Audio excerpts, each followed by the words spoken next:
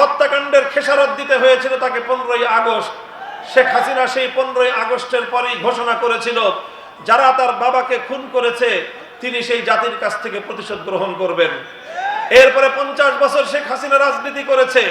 1975 সালের 15ই আগস্ট থেকে 2024 সালের 5ই আগস্ট পর্যন্ত এই 50 বছরের শেখ হাসিনার রাজনীতি ছিল প্রতিশোধের রাজনীতি।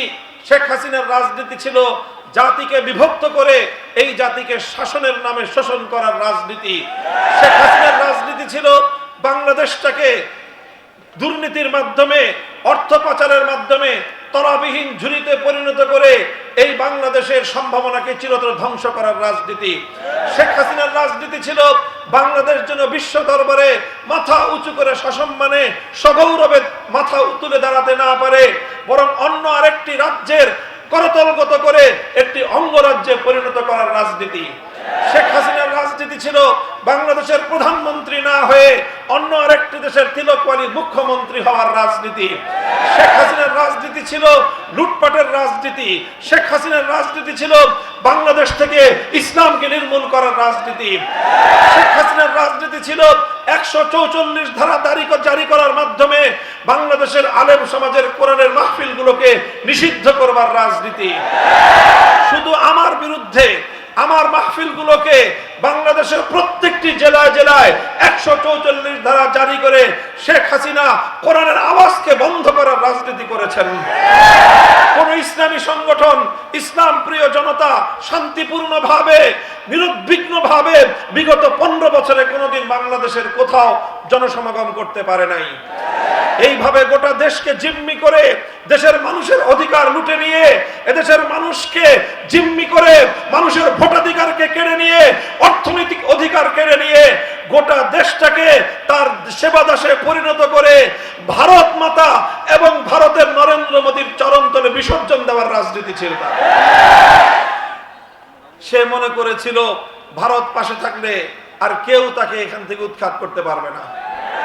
দুঃখ লাগে আমাদের প্রতিবেশী রাষ্ট্র 15টা বছর পর্যন্ত বাংলাদেশের কোন মানুষের অধিকারের কথা তারা চিন্তা করে নাই। মানুষের অধিকারকে তারা দুপায়ে ধরেছে।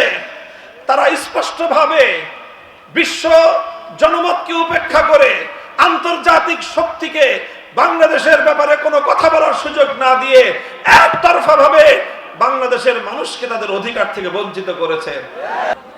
সংগ্রামী সাথী ও বন্ধুগণ, আমরা বিগত 5ই আগস্ট এদেশের মানুষের ভাষায় দ্বিতীয় স্বাধীনতা অর্জন করেছি।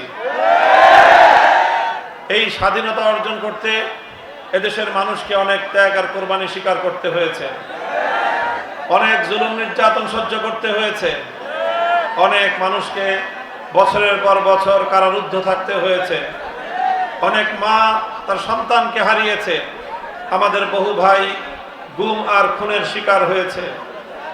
একমাত্র বাংলাদেশের ইতিহাসের জঘন্যতম স্বৈরাচারী সরকার শেখ হাসিনা, যার একজনের আমলে অনেকগুলো গণহত্যা সংগঠিত হয়েছে বাংলাদেশে। 2009 সালের পিলখানা ট্র্যাজেডিতে 57 জন দেশপ্রেমিক সেনা কর্মকর্তাকে হত্যা করা হয়েছে। 2013 সালে শাপলা চত্বরের ঘুমন্ত নবী প্রেমিক হেফাজতের নেতাকর্মীদেরকে হত্যা করা হয়েছে। 2013 সালে আল্লামা সাঈদী রহমতুল্লাহ আলাইকে মিথ্যা বানোয়াট মৃত্যুদণ্ডের রায় দিয়ে কোরআন প্রেমিক তৌহিদি জনতা, কোরআন প্রেমিক জনতা প্রতিবাদ জানালে পাখির মতো গুলি করে তাদেরকে হত্যা করা হয়েছে। 2014, 15, 16 সালে বিরোধী দলীয় শত শত নেতা কর্মীদেরকে গুম খুন হত্যা করা হয়েছে। 2021 সালে স্বাধীনতার সুবর্ণ জয়ন্তী উদযাপনকালে বাংলাদেশের মাটিতে নরঘাতক মুসলমানদের খুনি নরেন্দ্র মোদীকে এনে বাংলাদেশের মাটি এবং স্বাধীনতার সংগ্রামকে কলঙ্কিত করার ন্যাক্কারজনক সিদ্ধান্তের প্রতিবাদ জানানোর কারণে হেফাজতে ইসলামকে 2021 সালে শেখ হাসিনা সরকার দমন করতে গিয়ে বহু হেফাজতের নেতাকর্মীদেরকে ঠান্ডা মাথায় পাখির মতো গুলি করে হত্যা করেছে। সর্বশেষ 2024 সালে জুলাই এবং আগস্ট মাস জুড়ে বাংলাদেশের ছাত্র জনতার অভূতপূর্ব গণ আন্দোলন, বৈষম্য বিরোধী আন্দোলনকে দমন করতে গিয়ে শেখ হাসিনা তার খুনি ছাত্রলীগ, যুবলীগ, হাতুড়ি লীগ, হেলমেট লীগ সমস্ত সন্ত্রাসীদেরকে দেশের ছাত্র জনতার বিরুদ্ধে লেলিয়ে দিয়ে এবং তার বিভিন্ন আইন শৃঙ্খলা রক্ষাকারী বাহিনীকে দলীয়করণের মাধ্যমে সেখানে লিগারদেরকে নিয়োগ করে হেলিকপ্টার থেকে এমনকি বিভিন্নভাবে গুলি করে করে বাংলাদেশের প্রায় দেড় হাজার স্বাধীনতাকামী বাংলাদেশের তরুণ যুবকদেরকে হত্যা করা হয়েছে। বাংলাদেশের এমন কোন জেলা নেই যেই জেলার বিভিন্ন শিক্ষা প্রতিষ্ঠানের ছাত্ররা, স্কুল, কলেজ, ইউনিভার্সিটি এবং মাদ্রাসার ছাত্ররা শাহাদত বরণ করেনি, এমন কোন জেলা বাকি নাই। এরপরে এইভাবে রক্তের গঙ্গা বইয়ে দিয়েছে। আপনারা শুনেছেন তখন শেখ হাসিনা এবং তার দলের লোকজন একটা কথা বলতো এবং এদেশের মানুষ সেই কথাটাকে বিশ্বাস করত। যদি 1 লক্ষ মানুষকে হত্যা করতে হয়, শেখ হাসিনা সেই 1 লক্ষ মানুষকে হত্যা করে হলেও সে তার ক্ষমতার মসনদকে আঁকড়ে রাখবে। এই ছিল তার জিঘাংসা, এই ছিল তার প্রতিশোধ পরায়ণতা। সে এই প্রতিশোধ গ্রহণ করেছে বাংলাদেশের মানুষের কাছ থেকে, প্রতিশোধ গ্রহণ করেছে বাংলাদেশের জনগণের কাছ থেকে। 1975 সালে তার বাবা একদলীয় বাকশাল কায়েম করার খেসারত দিয়েছিল 15ই আগস্ট। 30,000 যুবককে হত্যা করেছিল শেখ মুজিবুর রহমান সাহেব। বাংলাদেশের স্বাধীন বাংলাদেশের সর্বপ্রথম শেখ মুজিবুর রহমান সাহেব ক্রস ফায়ারের নাটক সাজিয়ে সিরাজ শিকদারকে হত্যা করেছিল। তাদের আস্থা ছিল এদেশের মানুষের উপর নয়, শেখ হাসিনার উপর। তারা সম্পর্ক গড়েছে বাংলাদেশের জনগণের সঙ্গে নয়, শেখ হাসিনার সঙ্গে। আর এইভাবে শেখ হাসিনাকে তারা তাদের সেবা দাসী বানিয়েছিল। আর শেখ হাসিনাও সেই তাদের সেবা দাসী হিসেবে বাংলাদেশের স্বার্থের বিরুদ্ধে আরেকটি রাষ্ট্রের স্বার্থ রক্ষা করার জন্য কাজ করেছিল। এরপরে যখন এদেশের মানুষ ফুঁসে উঠল, রক্ত দিল, জীবন দিল, হাজারো হাজারো মানুষের রক্তের বিনিময়ে শেখ হাসিনার পতন ঠিকই ঘটল। প্রমাণ হলো দেশের মানুষের রক্ত ঝরিয়ে কোন স্বৈরাচারী শাসক ফিরআউন যেরকম ক্ষমতায় থাকতে পারে নাই, হাসিনাও ক্ষমতায় থাকতে পারে না। আগামী দিনেও সকল শাসকদেরকে আমরা স্পষ্ট বার্তা দিয়ে দিতে চাই, দেশের মানুষের অধিকারকে পায়ে পদদলিত করে, দেশের মানুষের অধিকারকে উপেক্ষা করে, দেশের স্বার্থকে জলাঞ্জলি দিয়ে ক্ষমতার মসনদে চিরদিনের মতো অটল এবং অটল থাকবার দুরভিসন্ধি কারণেই পূর্ণ হবে না ইনশাআল্লাহ। সংগ্রামী সাথী ও বন্ধুগণ, আমরা বলতে চাই আমাদের বাংলাদেশ স্বাধীন হয়েছে, বাংলাদেশ মুক্ত হয়েছে। এই মুক্তির জন্য, এই স্বাধীনতার জন্য এদেশের মানুষকে অনেক মূল্য দিতে হয়েছে, অনেক জীবন দিতে হয়েছে, অনেক মাকে সন্তান হারাতে হয়েছে, অনেক স্ত্রীকে বিধবা হতে হয়েছে, অনেক সন্তানদেরকে ইতিম হতে হয়েছে। এরপরে আমরা এই বাংলাদেশটা পেয়েছি। এই পরে আমরা বাংলাদেশের মানুষ বারবার তারা অধিকারকে আমরা ফিরে পেয়েছি।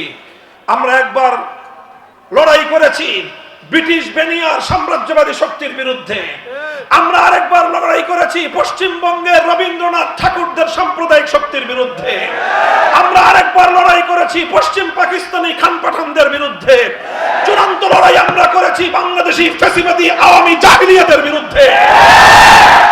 ব্রিটিশরা আর বাংলাদেশে ফিরে আসতে পারে নাই, পশ্চিমবঙ্গের দাদাবাবুরা বাংলাদেশে আর খবরদারি করতে পারে নাই, পশ্চিম পাকিস্তানি খান পাঠানরা বাংলাদেশে আর খবরদারি করতে পারে নাই।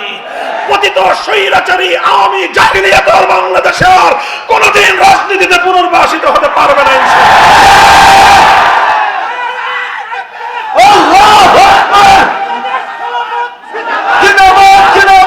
সংগ্রামী সাথী ও বন্ধুগণ, আমি অন্তর্বর্তীকালীন সরকারকে এবং সরকারের উপদেষ্টাদেরকে আমি অত্যন্ত বিনয়ের সাথে সতর্ক করতে চাই, কোনোভাবে, কোন অজুহাতে, কোন কৌশলে পতিত ফ্যাসিবাদকে, স্বৈরাচারী শেখ হাসিনা এবং তার দোসরদেরকে বাংলাদেশের রাষ্ট্রে পুনর্বাসিত করবার কোন উদ্যোগে দেশের মানুষ মানবে না।